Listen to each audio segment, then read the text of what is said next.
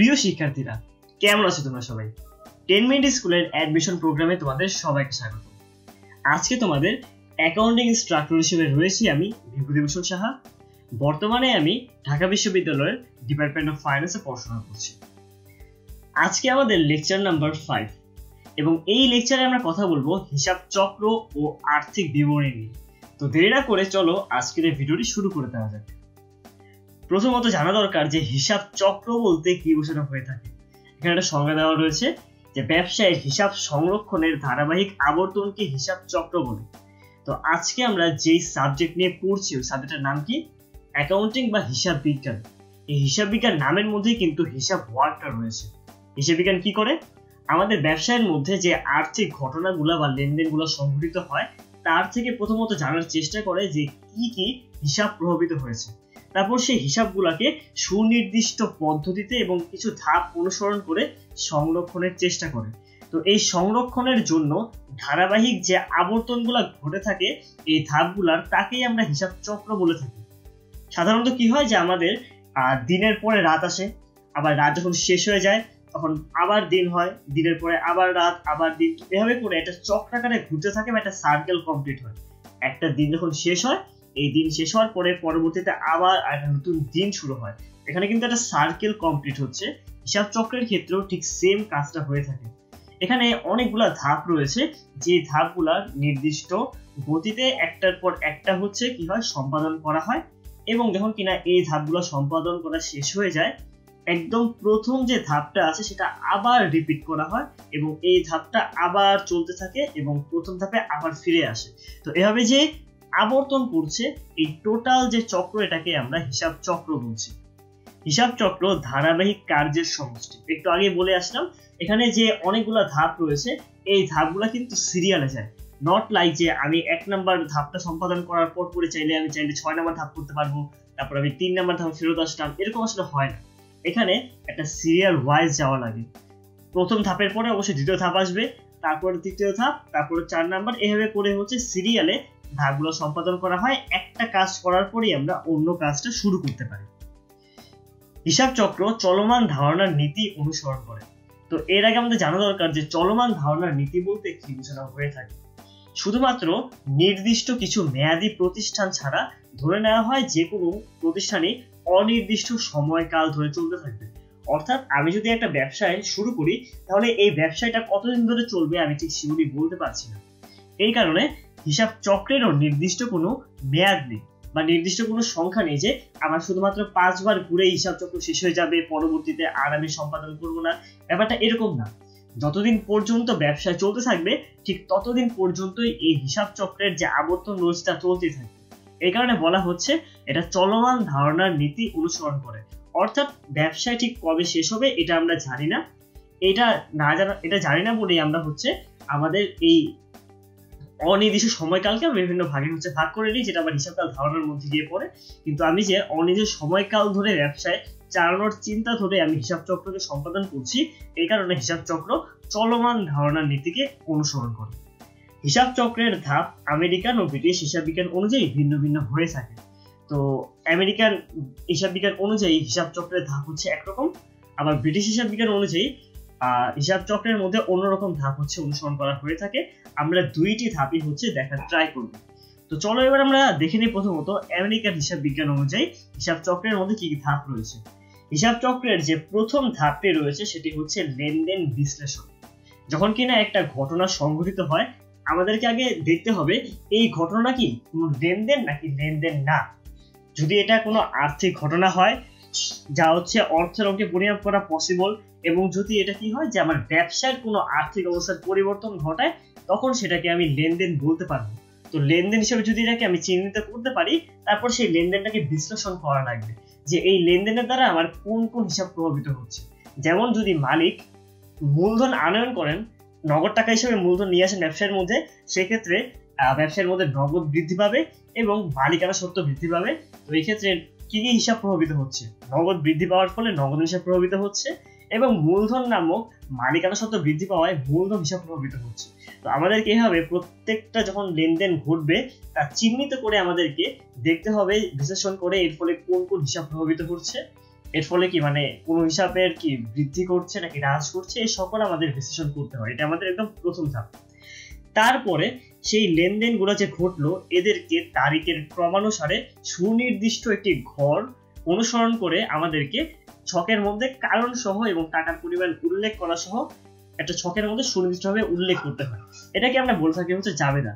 যে লেনদেনগুলো যখন আমরা বিশ্লেষণ করছি তখন কিন্তু কোনো সুনির্দিষ্ট উপায়ে করছি না, মানে কোনো ছকের মধ্যে নাই, এটা দেখি কারেক্টলি কেউ বুঝতে পারবে না। কিন্তু এটাকে যখন কিনা আমরা তারিখের ক্রমানুসারে একটা সুনির্দিষ্ট নিয়ম অনুযায়ী বিশ্লেষণ করে নিচে একটা ছোট্ট কারণ লিখে দিই, টাকার পরিমাণ উল্লেখ করে দিই, তখন জিনিসটা খুবই সুশৃঙ্খল হয়ে থাকে। এটাই হচ্ছে জাবেদা এবং এটা আমাদের হিসাব চক্রের দ্বিতীয় ধাপ। লেনদেন বিশ্লেষণ করার পরই আমরা জাবেদা করে থাকি। এই জাবেদাগুলো করার পর তারপর আমরা খতিয়ান তৈরি করে থাকি। জাবেদাগুলো যখন করা হয় তখন প্রত্যেক দিনের মধ্যে যে লেনদেনগুলো হচ্ছে সেই জাবেদা লেনদেন অনুযায়ী আমরা প্রত্যেকটা লেনদেন অনুযায়ী জাবেদা করে থাকি। এখন এই জাবেদার ফলে দেখা যাবে যে হয়তো আমার নগদ হিসাব প্রভাবিত হয়েছে অনেকগুলো জাবেদার দ্বারা, ব্যাংক হিসাব প্রভাবিত হয়েছে অনেক জাবেদার দ্বারা। সো আমি যদি জানতে চাই নির্দিষ্ট সময় পরে, অথবা যদি জানতে চাই যে নির্দিষ্ট মাস পরে বা বছর শেষে আমার হাতে কত টাকা নগদ রয়েছে, এটা জানার জন্য আমার খতিয়ান তৈরি করা লাগবে। জাবেদার ফলে যে প্রত্যেকটা হিসাব প্রভাবিত হচ্ছে তখন কিনা এই সকল হিসাবগুলোকে আমরা একসাথে করে আনি। যে সকল নগদান হিসাবকে আমি একসাথে করলাম, সকল ব্যাংক হিসাবকে একসাথে করলাম, যত ধরনের মূল্য সে প্রভাবিত হয়েছে সবকিছু একসাথে করলাম, সেটাকে আমরা বলতে পারি হচ্ছে খতিয়ান। জাস্ট লাইক চিন্তা করো যে তোমার প্রতিদিন হচ্ছে অনেক কলম দরকার, তোমার স্কেল দরকার, রাবার দরকার বা ইরেজার দরকার।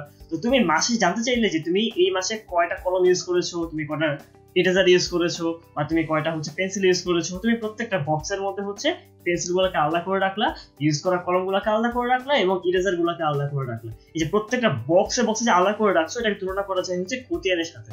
তো আলটিমেটলি জানা যায় খতিয়ানের মাধ্যমে নির্দিষ্ট সময় পরে এক একটা হিসাবের কি পরিমাণে হচ্ছে উদ্বৃত্ত রয়েছে। তো এই খতিয়ানের পরে আমরা তৈরি করে থাকি রেওয়ামিল। রেওয়ামিলটা কি জিনিস? আমি যে এতক্ষণ পর্যন্ত লেনদেন বিশ্লেষণ করলাম, জাবেদা করলাম, খতিয়ান করলাম, আমার কিন্তু যে কোনো জায়গায় ভুল থাকতেই পারে। মানুষ যে একদম সম্পূর্ণ সঠিকভাবে সকল কিছু করতে পারবে এটা কিন্তু বাধ্যতামূলক না। প্রায় সময় দেখা যায় যে আমি এই ব্যাপারগুলো বা এই ধাপগুলো সম্পন্ন করতে গিয়ে হয়তো কোনো কিছু ভুল করে ফেললাম। তো এই ভুলটাকে সংশোধন করার জন্য বা প্রথমত বের করার জন্য আমরা যেটা তৈরি করে থাকি সেটাকে বলা হয় হচ্ছে রেওয়ামিল। হিসাবের গাণিতিক শুদ্ধতা যাচাইয়ের জন্য এই রেওয়ামিল প্রস্তুত করা হয়ে থাকে। এখানে কি করতে হয়, আমাদের যে খতিয়ান থেকে উদ্বৃত্তগুলো বের হলো, এর ডেবিট উদ্বৃত্তগুলোকে আমি এক পাশে নিয়ে যাব এবং ক্রেডিট উদ্বৃত্তগুলোকে আমি অন্য পাশে নিয়ে যাব। আমরা জানি হিসাব বিজ্ঞানের মধ্যে মোট ডেবিট টাকার যোগফল অবশ্যই মোট ক্রেডিট টাকার যোগফলের সমান হবে। তো রেওয়ামিলে এই জিনিসটাকে হচ্ছে কি করা হয়, চেক করে দেখা হয় যে আমার মোট ডেবিট টাকার যোগফল আমার মোট ক্রেডিট টাকার যোগফলের সমান হয়েছে নাকি। যদি সমান হয় তখন প্রাইমারি ধরে নেওয়া হয় যে হ্যাঁ আমার হিসাব সম্পূর্ণ ঠিক রয়েছে। যদি যদি না মিলে তখন তো অবশ্যই কোনো ধরনের কোনো ভুল রয়েছে। তখন আমরা আবার ব্যাক করব যে কোনো জাবেদা বাদ গেল নাকি, কিংবা জাবেদা করতে ভুল হলো নাকি, জাবেদা থেকে খতিয়ানে তুলতে ভুল হলো নাকি, কিংবা এই সকল স্টেপে কোনো ভুল গিয়েছে নাকি। ভুলটা বের করে তখন আমরা সংশোধন করে আমরা হচ্ছে তারপর এগুলো ঠিক করার ট্রাই করব। তো এই রেওয়ামিলের মাধ্যমে আমাদের হিসাবের সকল গাণিতিক শুদ্ধতা যাচাই করা হয়ে থাকে। রেওয়ামিল যখন সংগঠিত হয়ে যায় তখন আমরা চলে যাব হচ্ছে সমন্বয় জাবেদার মধ্যে। তোমরা যদি আর্থিক বিবরণী করে থাকো, আর্থিক বিবরণী তৈরি করার সময় তোমাদের কোশ্চেনে কি দেওয়া থাকে, তোমাদের কোশ্চেনের মধ্যে একটা রেওয়ামিল দেওয়া থাকে এবং নিচে বেশ কিছু তথ্য দেওয়া থাকে। নিচের যে তথ্যগুলি রয়েছে এগুলাকে আমরা বলে থাকি হচ্ছে সমন্বয়। তো এই সমন্বয় যখন জাবেদা করব তাকে আমরা সমন্বয় জাবেদা বলছি। তো সমন্বয়ের মধ্যে কি কি আসে বলতো? সমন্বয়ের মধ্যে আসতে পারে হচ্ছে যে কোনো ধরনের অগ্রিম, বকেয়া, বা আমরা হচ্ছে কোনো লেনদেন ভুলবশত বাদ দিয়ে এসেছি, বা কোনো কিছু আমরা ভুল করে এসেছি, এই সকল কিছুকে যা হচ্ছে এক্সট্রা ইনফরমেশন যা রেওয়ামিলের মধ্যে অন্তর্ভুক্ত হয়নি, বছর শেষে গিয়ে জানতে পেরেছি, এই সব ইনফরমেশনকে যখন আমাদের কিন্তু হিসাবের মধ্যে অবশ্যই দেখাতে হবে, সংশোধন করতে হবে, অ্যাড করতে হবে, মাইনাস করতে হবে। তো এই জিনিসগুলোকে আমরা সমন্বয় বলে থাকি। এবং এদেরকে যখন আমরা কাজ করতে যাই বা এদেরকে যখন আমরা হিসাবের মধ্যে আনতে চাই, এদেরকে অবশ্যই আগে জাবেদা করতে হবে, ওই জাবেদা অনুযায়ী হচ্ছে আমাদের কাজ করতে হবে। তাই রেওয়ামিলের পরে আমাদের নেক্সট যে পার্টটা রয়েছে সেটা হচ্ছে সমন্বয় জাবেদা। আমাদের যে সমন্বয়গুলো রয়েছে সেগুলো আমাদের জাবেদা করতে হবে এবং জাবেদা অনুযায়ী পরবর্তীতে আমরা কাজ করব। তো রেওয়ামিল এবং সমন্বয় জাবেদা যখন করা হয়ে গেল, তার পরবর্তী যে ধাপ রয়েছে তাকে আমরা বলে থাকি হচ্ছে কার্যপত্র। সাধারণত রেওয়ামিল এবং সমন্বয় জাবেদা দিয়ে আমরা আমাদের আর্থিক বিবরণী প্রস্তুত করতে পারি। যার থেকে আর্থিক ফলাফল এবং আর্থিক অবস্থা জানা পসিবল। কিন্তু এই যে আর্থিক যে বিবরণী প্রস্তুত করছি সেটা কিন্তু বিশাল বড় একটা ব্যাপার।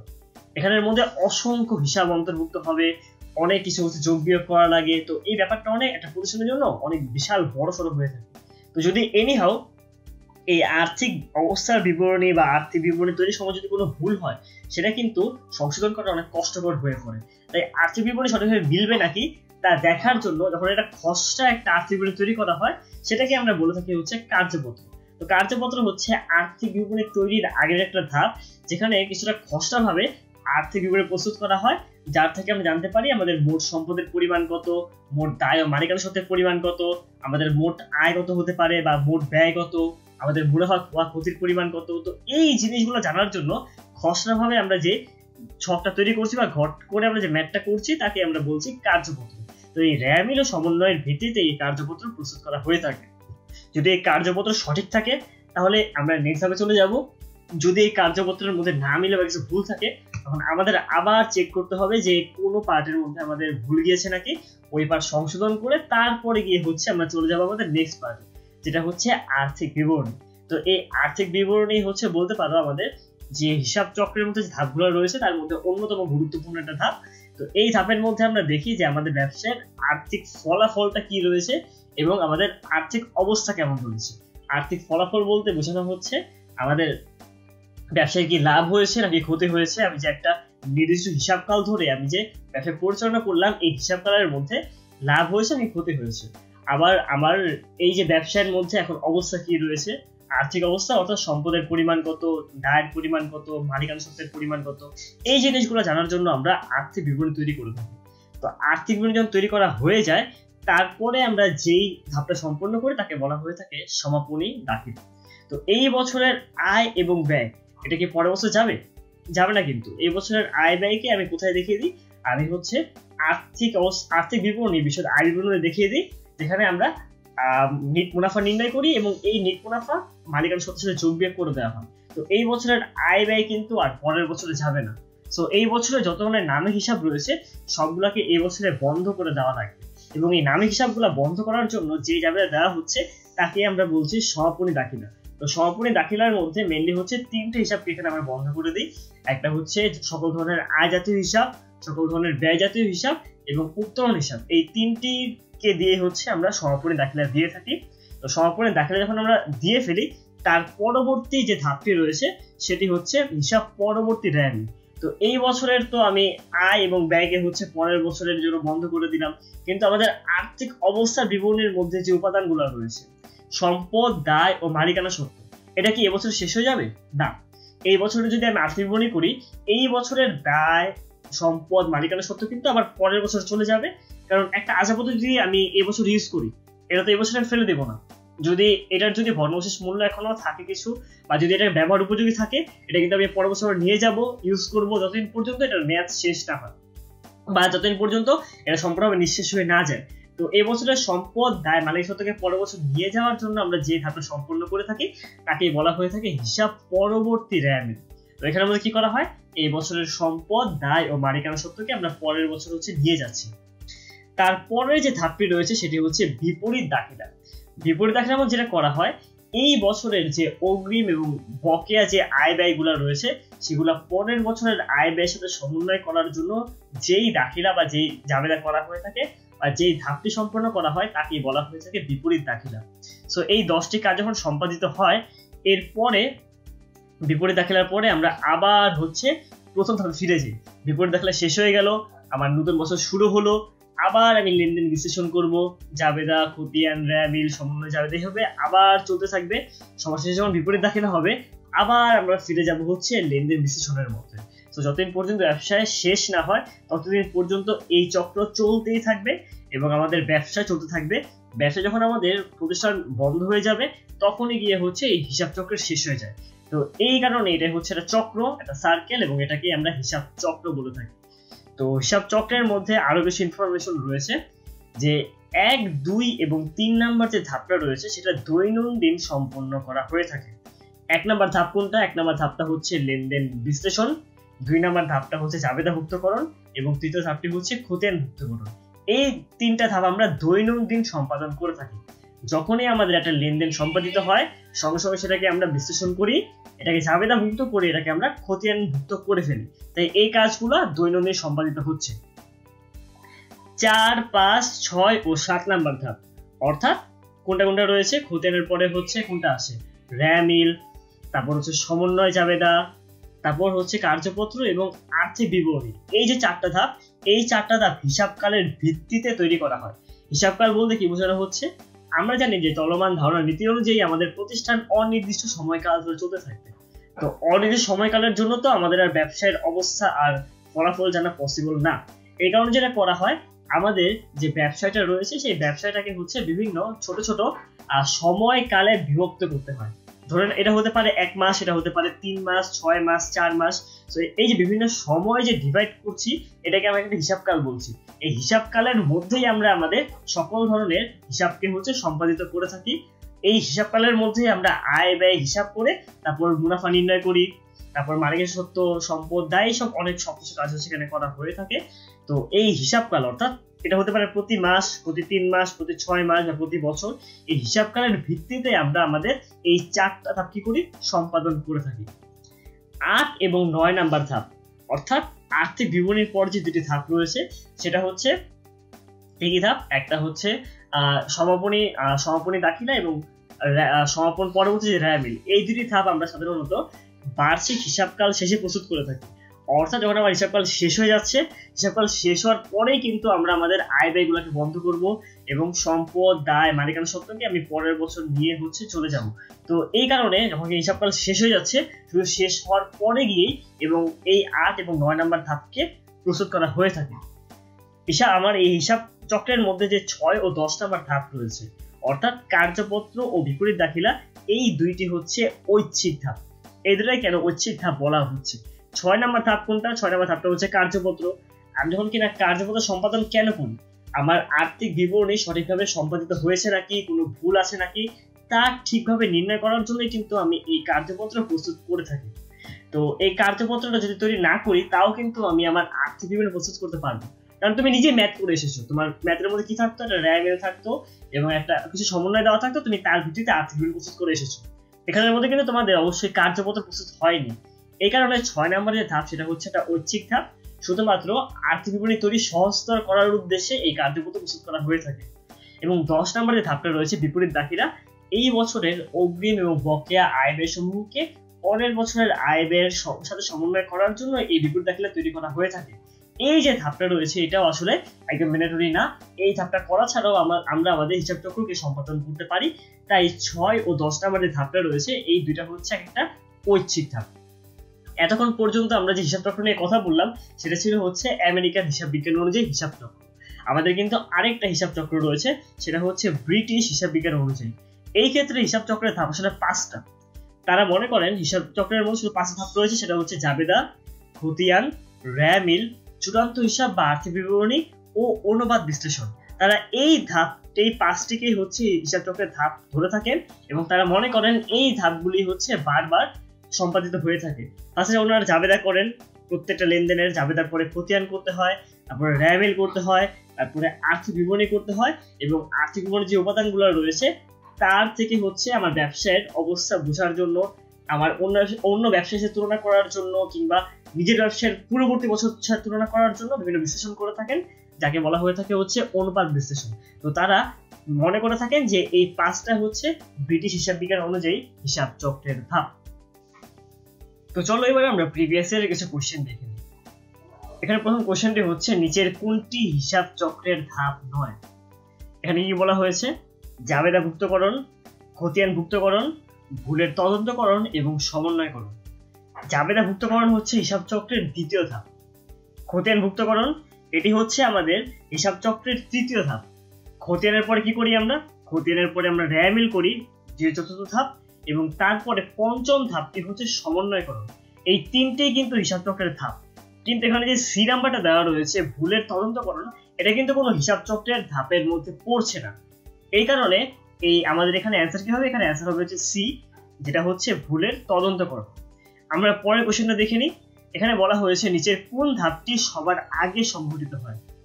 র্যামিল, জাবেদা, খতিয়ান এবং উদ্বৃত্তপত্র। সবার আগে বলতে এই চারটার মধ্যে সবার আগে কোনটি সংঘটিত হয়? উদ্বৃত্তপত্র হচ্ছে এখানে 7 নাম্বার ধাপ, খতিয়ানটা হচ্ছে 3 নাম্বার ধাপ, রায়মিলটা কত নাম্বার ধাপ? রায়মিলটা হচ্ছে এখানে 4 নাম্বার ধাপ। কিন্তু জাবেদা 2 নাম্বার ধাপ। অর্থাৎ এখানে 4টা যে ধাপ দেওয়া রয়েছে, এই 4টা ধাপের মধ্যে সবার প্রথম ধাপটি হচ্ছে জাবেদা হওয়ার পরে অন্য ধাপগুলো সংঘটিত হয়। এই কারণে এখানে অ্যান্সার হবে হচ্ছে বি। তারপরের কোশ্চেনটা দেখে নিই। এখানে বলা হয়েছে নিচের কোনটি ঐচ্ছিক ধাপ বা নিচের কোন ধাপটি ঐচ্ছিক? লেনদেন বিশ্লেষণ, রায়মিল, জাবেদা এবং সমাপনী দাখিলা। কথা হচ্ছে আমরা দেখে এসেছিলাম যে 6 এবং 10 নাম্বার ধাপ, অর্থাৎ কার্যপত্র এবং বিপরীত দাখিলা হচ্ছে ঐচ্ছিক ধাপ। কিন্তু এখানে কিন্তু সমাপনী দাখিলা দেওয়া নেই, আবার এখানের মধ্যে কোনটি দেওয়া নেই, এখানের মধ্যে হচ্ছে বিপরীত দাখিলাও দেওয়া নেই, আবার কার্যপত্রও দেওয়া নেই।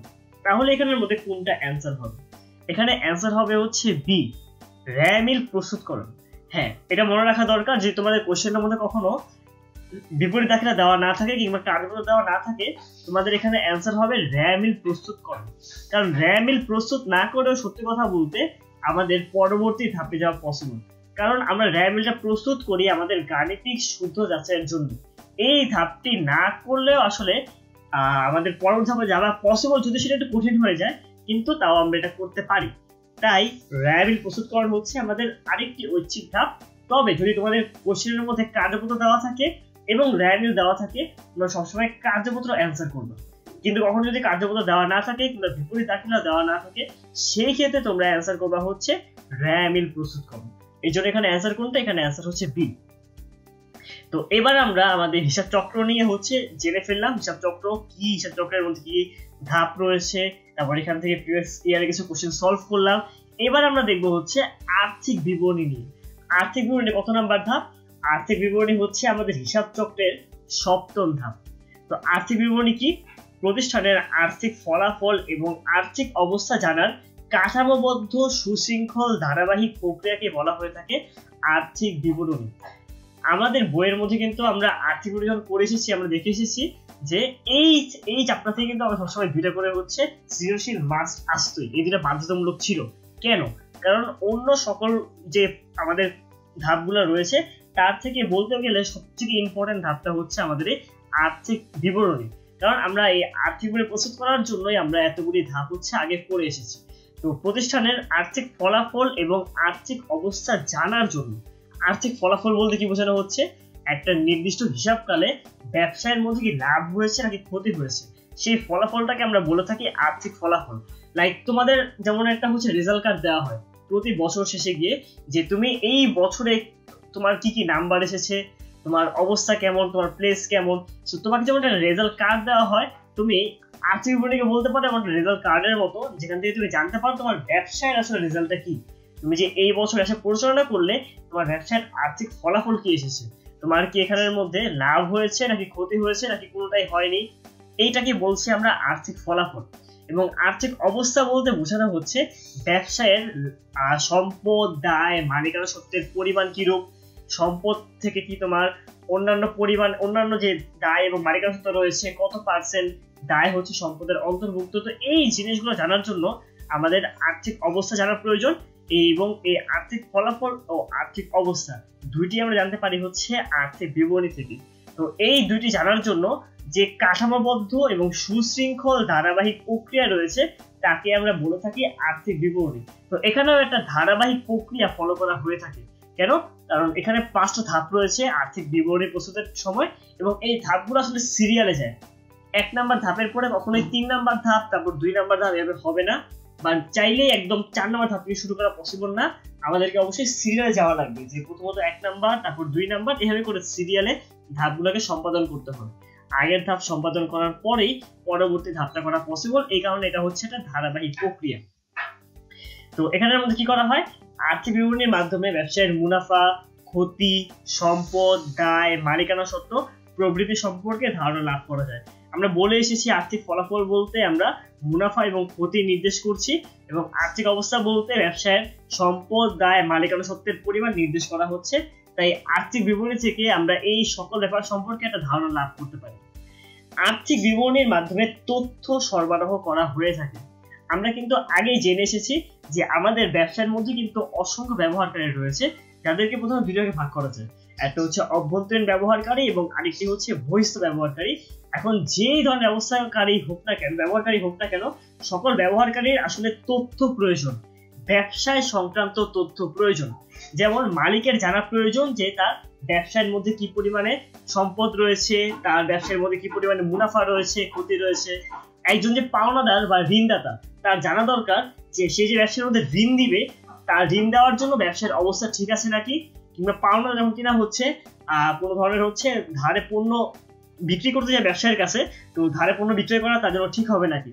আবার যে বিনিয়োগকারী, তার জানা দরকার যে ব্যবসায়ের মধ্যে বিনিয়োগ করার জন্য আসলে ব্যবসায় সঠিক অবস্থায় আছে নাকি। তো এই জিনিসগুলো কিভাবে জানা পসিবল? আর্থিক বিবরণী থেকে এই সকল তথ্য জানা পসিবল।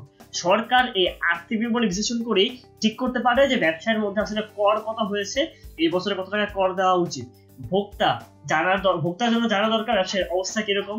তো এই সকল যে তথ্য রয়েছে, এই তথ্য দিবে হচ্ছে আমাকে আর্থিক বিবরণী।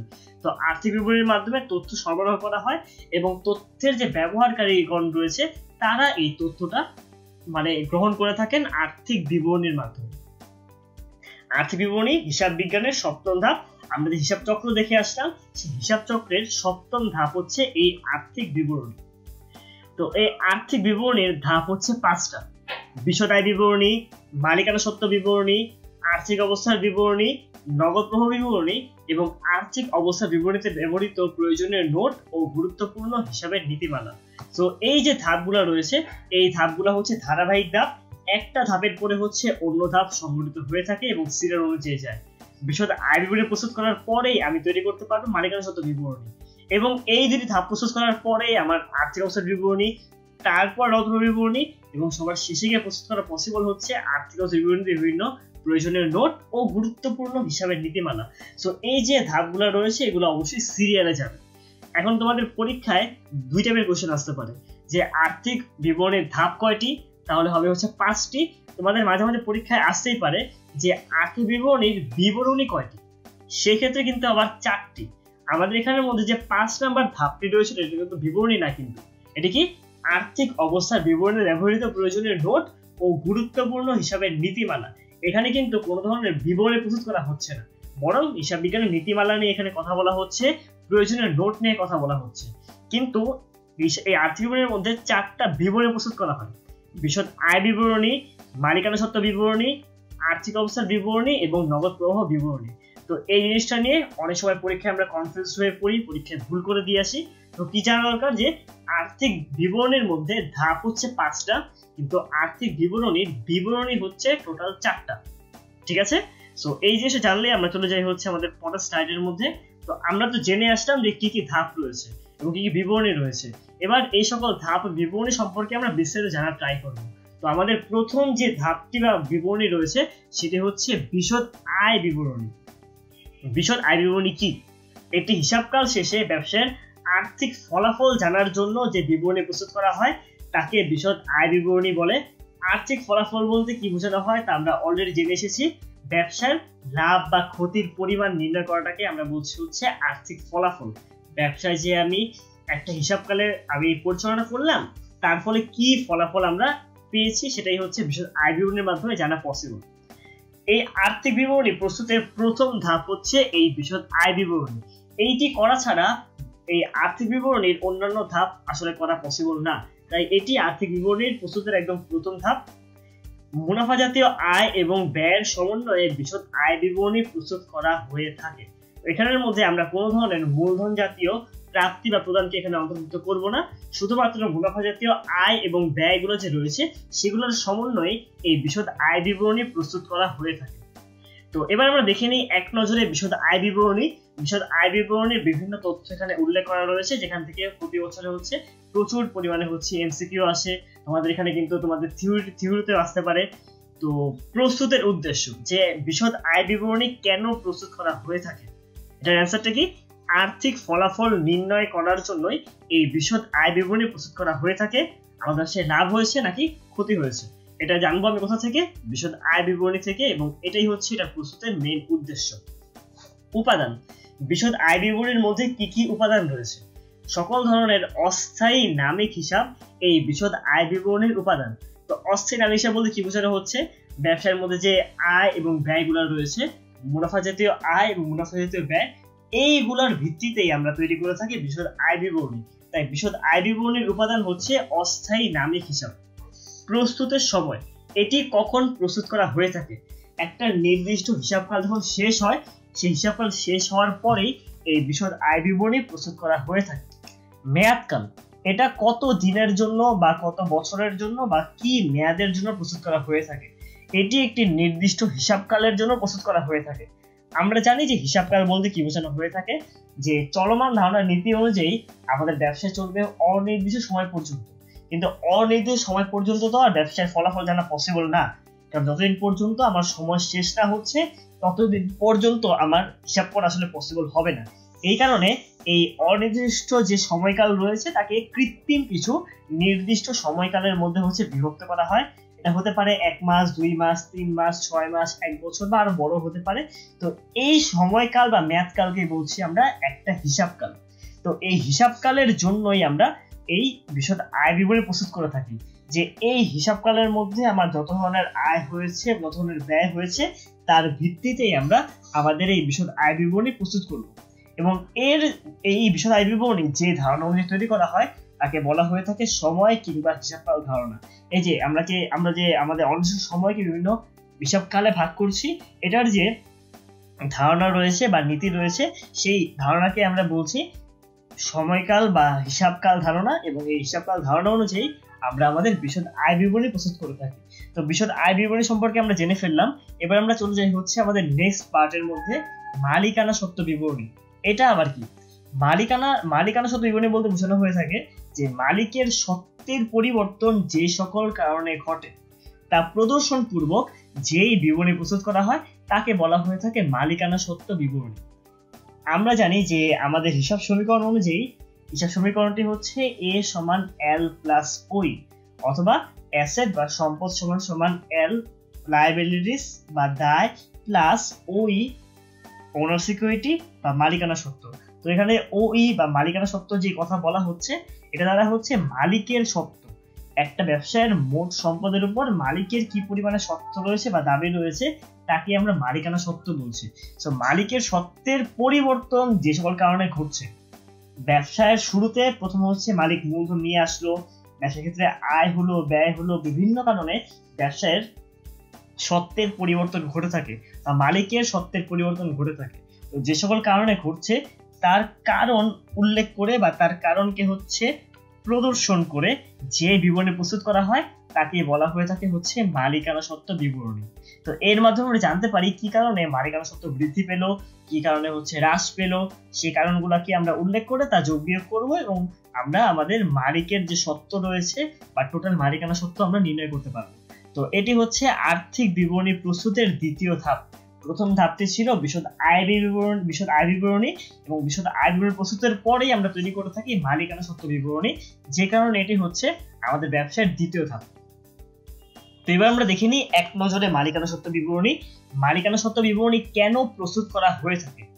মালিকানা সত্ত্ব বৃদ্ধি হ্রাস সংক্রান্ত বিষয়সমূহ সংক্ষিপ্ত আকারে প্রদর্শনের জন্যই আমরা এই মালিকানা সত্ত্ব বিবরণী প্রস্তুত করে থাকি। যে আমাদের ব্যবসার যে নির্দিষ্ট সময়কাল রয়েছে সেখানে মালিকানা সত্ত্ব বৃদ্ধি পাচ্ছে, কেন বৃদ্ধি পাচ্ছে, হ্রাস পেলে কেন হ্রাস পাচ্ছে, তা আমরা সংক্ষিপ্ত আকারে প্রদর্শন করি এবং এটি মালিকানা সত্ত্ব বিবরণী তৈরির উদ্দেশ্য। উপাদান, এখানে কি কি উপাদান রয়েছে?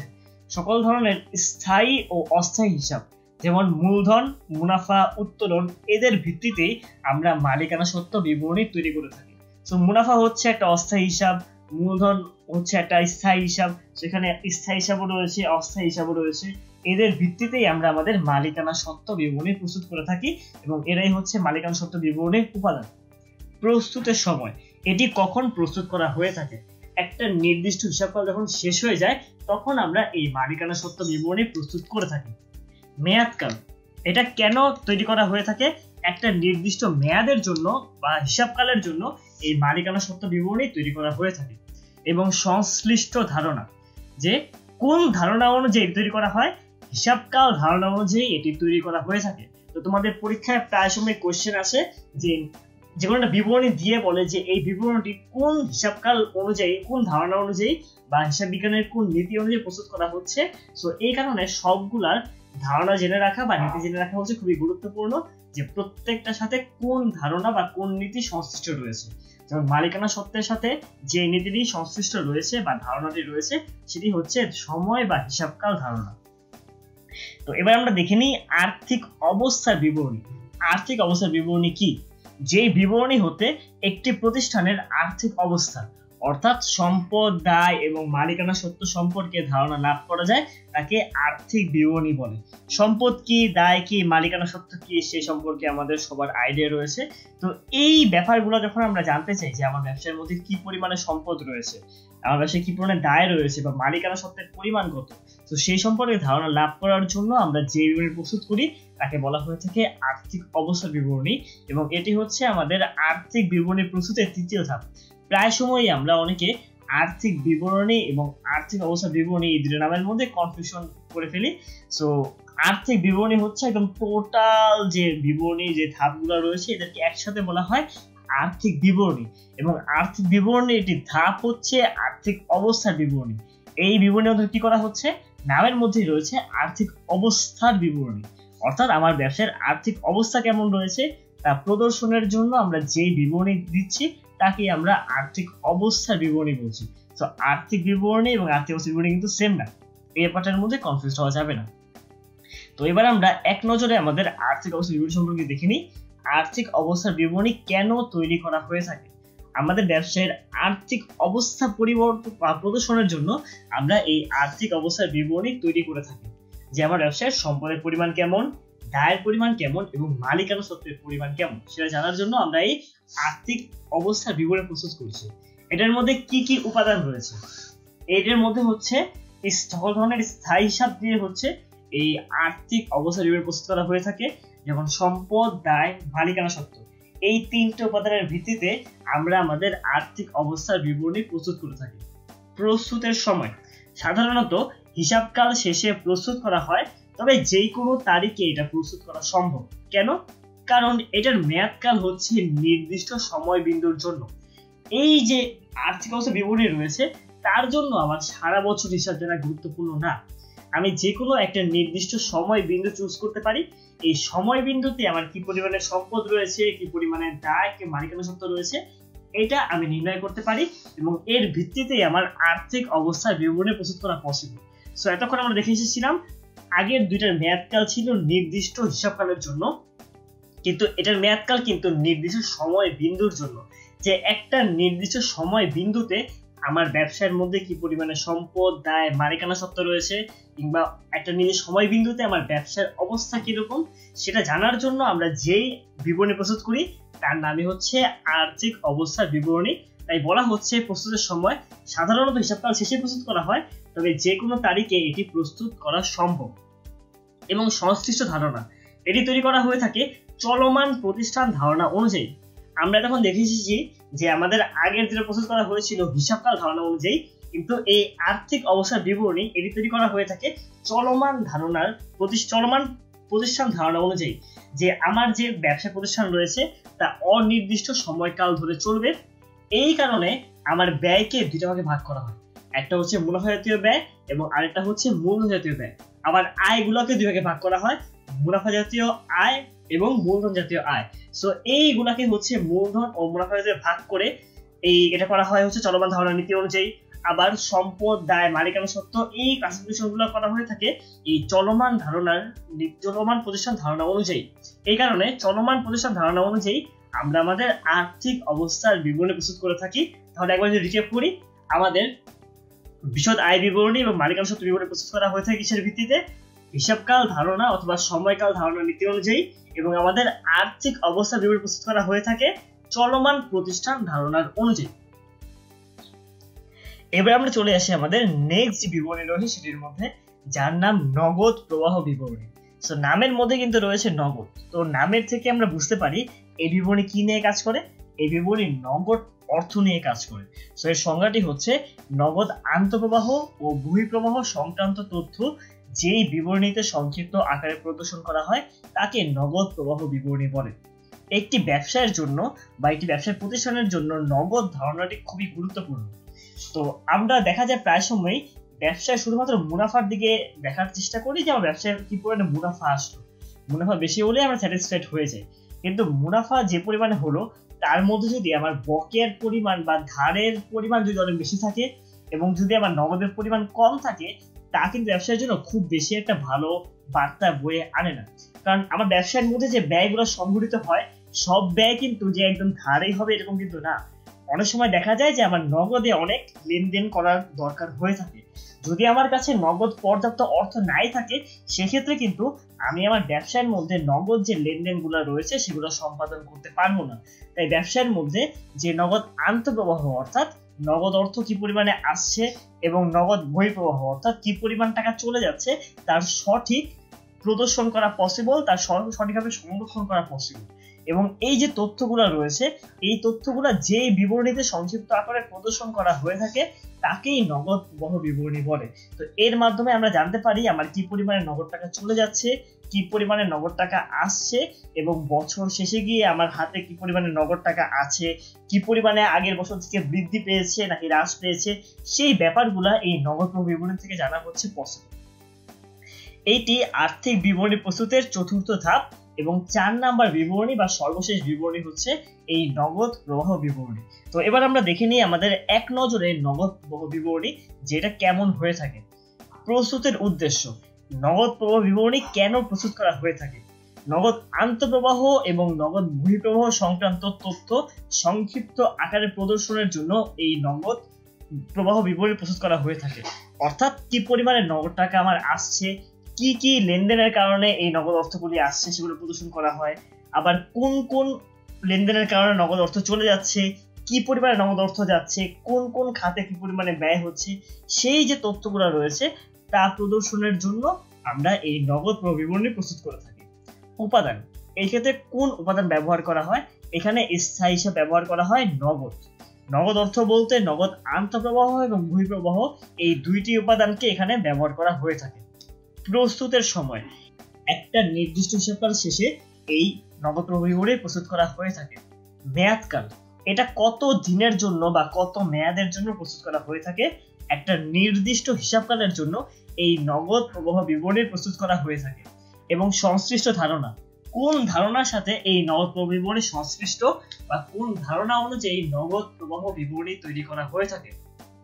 সময় বা হিসাবকাল ধারণা অনুযায়ী এই নগদ প্রবাহ বিবরণী প্রস্তুত করা হয়ে থাকে। কারণ আমি দেখতে চাই একটি নির্দিষ্ট হিসাবকালের মধ্যে আমার ব্যবসায়ের মধ্যে কি কি পরিমাণে নগদ আন্তঃপ্রবাহ ঘটছে, কি কি পরিমাণে নগদ বহিঃপ্রবাহ ঘটছে, এবং এই কারণেই একটি হিসাবকাল ধারণা অনুযায়ী আমরা এই নগদ প্রবাহ বিবরণী প্রস্তুত করে থাকি। তো এবার আমরা দেখে ফেললাম যে আমার 4টে যে বিবরণী রয়েছে সেই 4টে বিবরণীর সকল ধরনের তথ্য। তাহলে এর থেকে আমরা কি কি জানতে পারলাম? আমাদের 3টা বিবরণী প্রস্তুত করা হয়ে থাকে নির্দিষ্ট হিসাবকালের জন্য এবং হিসাবকাল ধারণা অনুযায়ী। কোনগুলা? বিশদ আয় বিবরণী, মালিকানা সত্ত্ব বিবরণী এবং নগদ প্রবাহ বিবরণী। এই 3টি বিবরণী প্রস্তুত করা হয়ে থাকে নির্দিষ্ট হিসাবকালের জন্য এবং সময় বা হিসাবকাল ধারণা অনুযায়ী। এবং একটা মাত্র বিবরণী রয়েছে যেটি প্রস্তুত করা হয়ে থাকে একটা নির্দিষ্ট সময় বিন্দুর জন্য। সেটি কোনটা? সেটি হচ্ছে আর্থিক অবস্থার বিবরণী। এটি নির্দিষ্ট হিসাবকালের জন্য তৈরি না করে একটা নির্দিষ্ট সময় বিন্দুর জন্য তৈরি করা হয়। এবং এর সাথে যে ধারণা সংশ্লিষ্ট সেটি ছিল হচ্ছে চলমান প্রতিষ্ঠান ধারণা। তো একটার মধ্যে রয়েছে চলমান প্রতিষ্ঠান ধারণা এবং বাকি 3টার মধ্যে রয়েছে হচ্ছে সময় বা হিসাবকাল ধারণা। আমরা যে এই নগদ প্রবাহ বিবরণী নিয়ে কথা বলছি, এই নগদ প্রবাহ বিবরণীর 3টা হচ্ছে কার্যক্রম রয়েছে। এই 3টি কার্যক্রম হচ্ছে পরিচালন কার্যক্রম, অর্থায়ন কার্যক্রম এবং বিনিয়োগ কার্যক্রম। এই কার্যক্রমগুলোকে খুব সহজেই হচ্ছে আর্থিক অবস্থার বিবরণীর মাধ্যমে প্রকাশ করা পসিবল। তো আমরা একটু আর্থিক অবস্থার বিবরণী দেখে নিই যে আর্থিক অবস্থার বিবরণীর মধ্যে কি কি উপাদান আসে। আমরা জানি হিসাব সমীকরণ অনুযায়ী A সমান L প্লাস OE বা সম্পদ সমান দায় যোগ মালিকানা সত্ত্ব। তো যদি আমরা সম্পদ দিকে খেয়াল করে থাকি, আমাদের সম্পদ রয়েছে কয়টা? আমাদের সম্পদ রয়েছে হচ্ছে টোটাল 4টা, বাট এখানের মধ্যে হচ্ছে আমরা আপাতত অলিক সম্পদ বা অসমন্বিত ব্যয়কে অন্তর্ভুক্ত করছি না। এখানের মধ্যে আমরা তিনটা সম্পদকে অন্তর্ভুক্ত করছি, স্থায়ী সম্পদ, বিনিয়োগ এবং চলতি সম্পদ। এবং দায় ও মালিকানা সত্ত্বের মধ্যে হচ্ছে চারটা টোটাল পার্ট রয়েছে, শেয়ার মূলধন, সঞ্চিতি উদ্বৃত্ত, দীর্ঘমেয়াদী দায় এবং চলতি দায়। খেয়াল করলে দেখবা এখানের মধ্যে যে সম্পদ এবং শেয়ার মালিকানা সত্ত্ব দায়গুলো রয়েছে সেগুলো স্থায়িত্বের ভিত্তিতে কি হয়েছে সাজানো হয়েছে। আমার যে সম্পদ এবং দায় মালিকানা সত্ত্বগুলো রয়েছে সেগুলা দুইটা উপায় সাজানো পসিবল, একটা হচ্ছে তারল্যের ভিত্তিতে, আরেকটি হচ্ছে স্থায়িত্বের ভিত্তিতে। তো এখানের মধ্যে স্থায়ী সম্পদ এবং চলতি সম্পদ কোনটার স্থায়িত্ব বেশি? অবশ্যই স্থায়ী সম্পদের স্থায়িত্ব বেশি এবং বিনিয়োগের স্থায়িত্ব স্থায়ী সম্পদের থেকে একটু কম, এবং চলতি সম্পদের স্থায়িত্ব হচ্ছে বিনিয়োগের থেকে কিছুটা কম। তো এখানে যেহেতু স্থায়ী সম্পদকে আগে রাখা হয়েছে এবং তারপরে অন্যগুলো এসেছে, এই কারণে এটি স্থায়িত্বের ভিত্তিতে প্রস্তুত করা হয়েছে।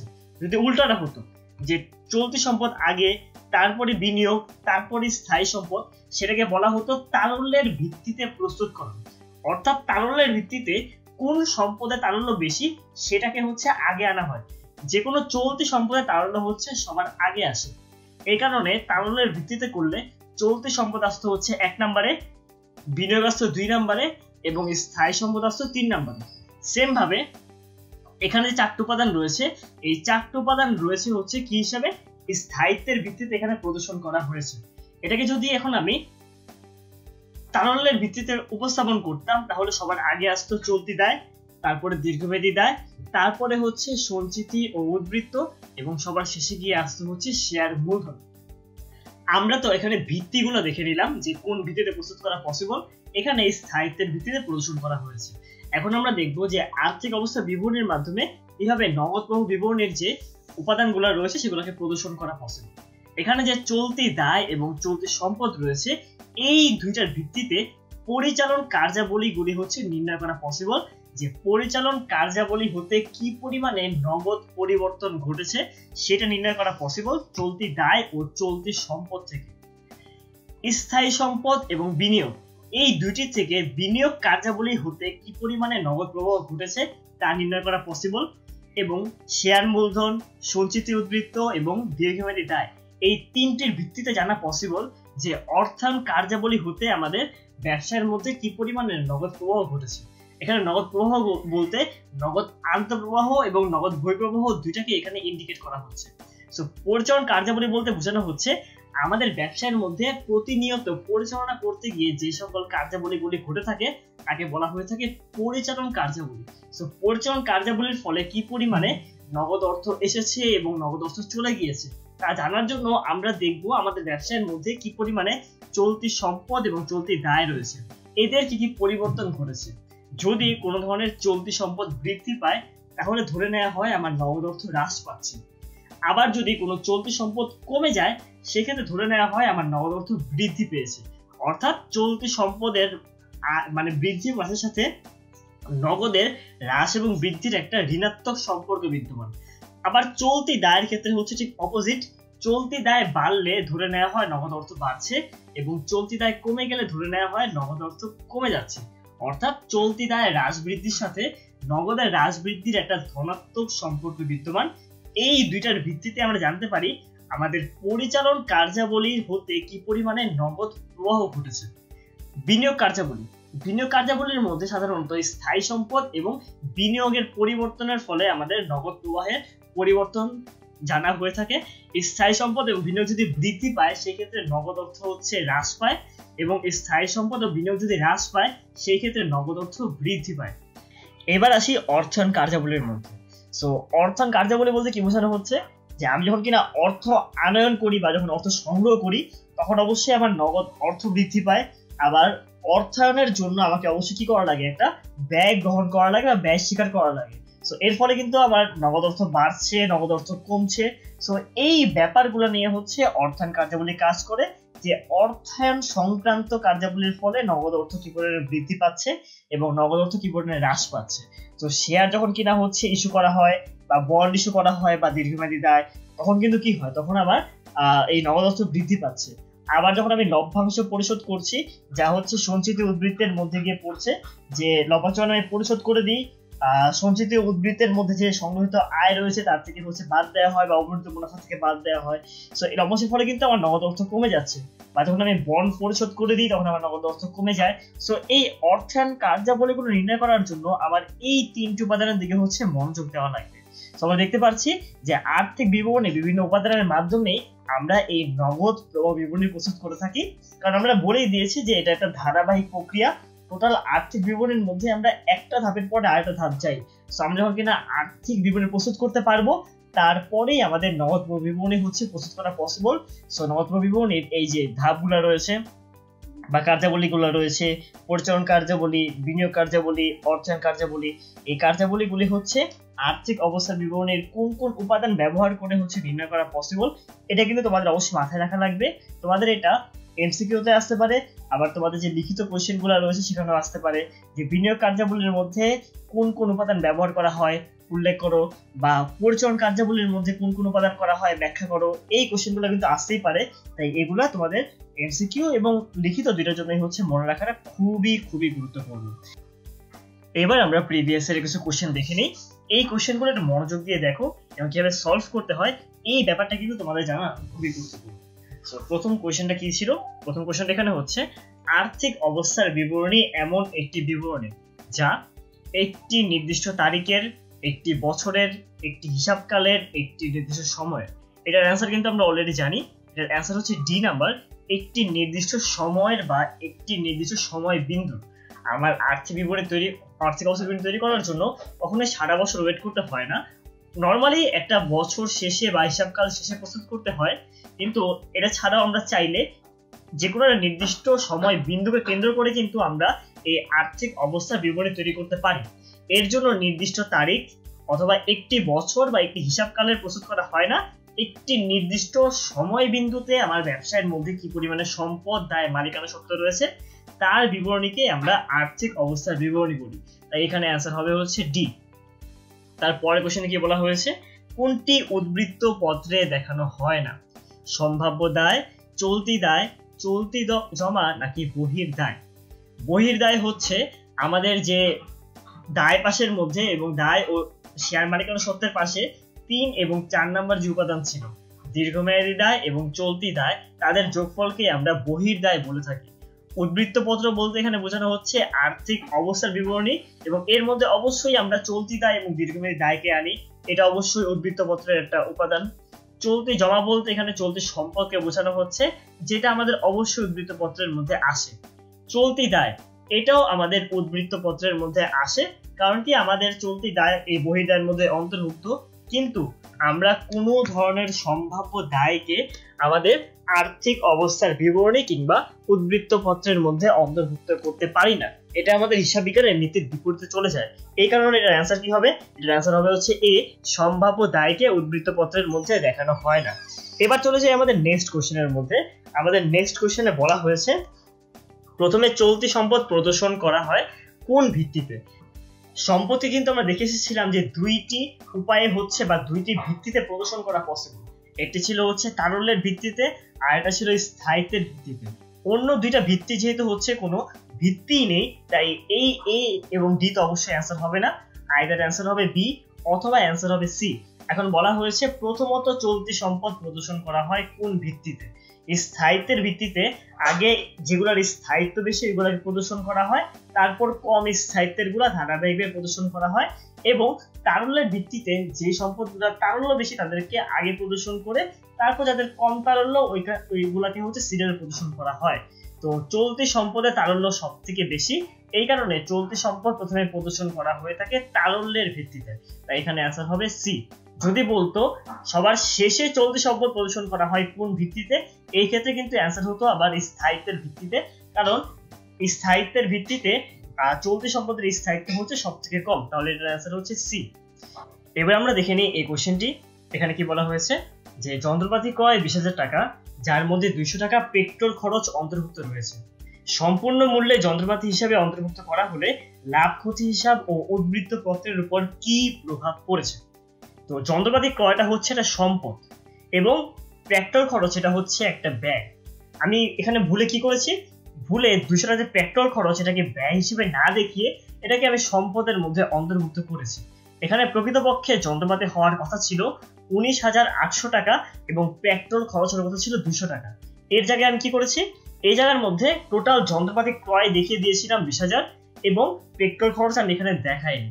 তো যেহেতু এখানের মধ্যে সম্পত্তি কি করা হয়েছে, বেশি দেখানো হয়েছে, তো 20,000 টাকা দেখিয়েছি আমি, সম্পদটা দেখানোর কথা ছিল 19,800, আমি দেখিয়েছি 20,000।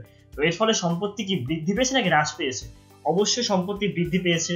তাহলে সম্পত্তি হ্রাস যেখানে আছে সেগুলোকে আমি প্রথমে বাদ দিয়ে দিব। তাহলে এ নাম্বারটা বাদ দিলাম আর ডি নাম্বারটা বাদ দিলাম। এ আর ডি ফার্স্টে বাদ, আমার আইদার বি হবে না হলে সি হবে।